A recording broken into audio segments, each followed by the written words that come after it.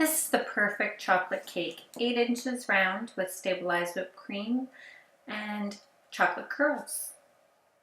So with a whisk and a bowl, you can whip up the butter and sugar and then add in the egg and the vanilla till it's nice and creamy.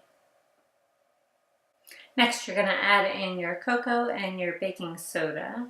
Then you're going to drizzle in your buttermilk and mix it with the whisk, mixed completely. Then add in your flour and just keep whisking. So you don't need any mixer to make this. It's very simple. Next, you're going to add in your hot coffee. This makes the cake batter velvety smooth. And the coffee flavor does not come through in the cake. It just makes the chocolate more rich and delicious tasting.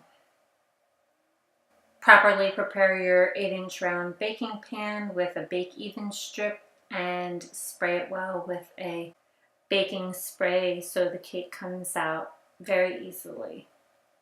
When your cake is cooled for about 10 minutes, going to turn it onto a piece of wax paper and then flip it back to a wax paper lined cooling rack to completely cool. Then whip up your whipped cream, and I have a tip to make it stabilize so it's not runny. Add in some powdered milk. Then you're going to make your chocolate curls and place them on top. This cake is so delicious and it's ready in under an hour, which makes it the perfect anytime cake. It's really a favorite around here. I make it often.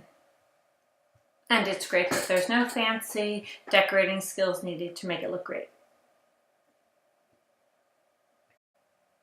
Stop by my blog, createdbydiane.com, for the complete instructions for the cake, the whipped cream, and how to do chocolate curls.